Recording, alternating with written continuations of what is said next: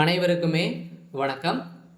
சற்று முன் வெளியாகி இருக்கக்கூடிய ஒரு மிக மிக முக்கியமான செய்தி ஒன்று வெளியாகி உள்ளது. சற்று முன் முதல்வர் ஸ்டாலின் சிறையில் அடைப்பு, நீதிமன்றம் அதிரடி உத்தரவு, இது மாதிரி செய்திகள் வெளியாயிருக்கு.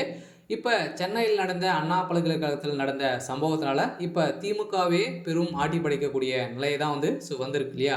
ஸோ இதனால் ஏற்கனவே செந்தில் பாலாஜியுடைய வழக்கிலும் முதல்வர் ஸ்டாலின் அவர்கள் சிக்கியிருக்காரு. ஸோ இதைத் தொடர்ந்து இப்போ ஒரு பாலியல் விவகாரத்தில் பார்த்தீங்கன்னா நிறைய அமைச்சர்களுக்கு தொடர்பு இருக்குது. இருந்தாலும் முதல்வர் ஸ்டாலின் அவர்கள் எந்த ஒரு நடவடிக்கையும் எடுக்காத நிலையில் தான் இப்போ நீதிமன்றம் பார்த்தீங்கன்னா அதிரடியாக உத்தரவு போட்டிருக்கும் நிலையில் இப்போ குற்றவாளி கொடுத்த வாக்குமூலத்தால் அவருடைய வீடுகளிலும் நிறைய சம்மந்தப்பட்ட நிறுவனங்களும் ரைடுகள் நடந்துட்டு வரும் நிலையில் தான் இப்போ சிக்கிய ஆதாரத்தால் முதல்வர் ஸ்டாலின் அவர்களுக்கும் தொடர்பு இருக்குது அப்படின்ற மாதிரி தான் பார்த்தீங்கன்னா இப்போ சிறையில் அடைக்கப்பட்ட சம்பவம் பெரும் அதிர்ச்சியை ஏற்படுத்தியிருக்கு.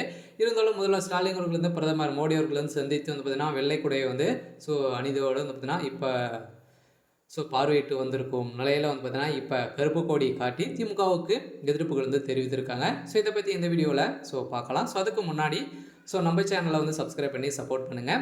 ஸோ வாங்க வீடியோக்குள்ளே போகலாம். ஸோ பார்த்தீங்கன்னா முதல்வர் ஸ்டாலின் அவர்கள் இப்போ சிறையில் அடைக்கப்பட்டதாக ஒரு பரபரப்பான செய்தி வெளியாயிருக்கு இல்லையா? ஸோ இப்போ பார்த்தீங்கன்னா பாலியல் விவகாரத்தில் தாமாக முன் உச்சநீதிமன்றம் பார்த்தீங்கன்னா விசாரணைக்கு எடுத்துக்கொண்டது.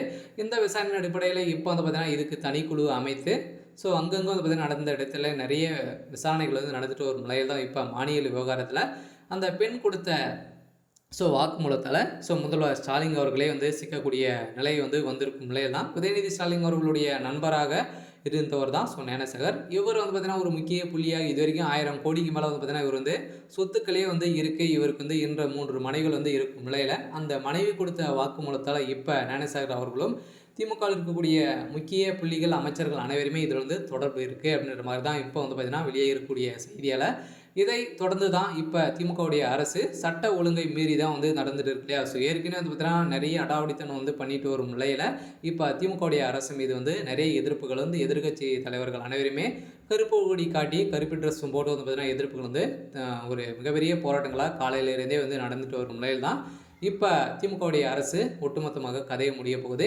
இதைத் தொடர்ந்து முதல்வர் ஸ்டாலின் அவர்களும் சிறையில் அடைக்கப்படுவதாக நீதிமன்றம் அதிரடியாக பார்த்தீங்கன்னா தீர்ப்பு வழங்கக்கூடிய நிலையில் தான் இப்போ அமைச்சர் சுப்பிரமணியன் அவர்கள் பார்த்தீங்கன்னா இப்போ விசாரணைக்கு உட்படுத்திருக்கக்கூடிய நிலையில் அவர் கொடுத்த வாக்குமூலத்தால் முதல்வர் ஸ்டாலின் அவர்களே இந்த விஷயத்தில் பார்த்தீங்கன்னா அண்ணா பல்கலைக்கழகத்தில் இருந்து இந்த விஷயத்தை மறைக்கிறதுக்காகவே பார்த்தீங்கன்னா 2.5 கோடிக்கு மேலே இப்போ லஞ்சங்களாக பெற்றிருக்காரு அப்படின்ற மாதிரி வெளியிடக்கூடிய செய்தியால் முதல்வர் ஸ்டாலின் அவர்கள் சிறையில் அடைக்கப்படுறதுக்கான வாய்ப்பு இருக்குது. அதனால் திமுகவே ஒழியக்கூடிய நிலையில் தான் இப்போ சம்பவம் மேலே சம்பவம் நடந்திருக்கு. இருந்தாலும் என்ன நடக்குது அப்படின்றத வெயிட் பண்ணி பார்க்கலாம். இது மாதிரி செய்திகளை தெரிஞ்சுக்கணும் அப்படின்னா மறக்காமல் நம்மளுடைய சேனலை சப்ஸ்கிரைப் பண்ணிக்கோங்க. தேங்க்யூ.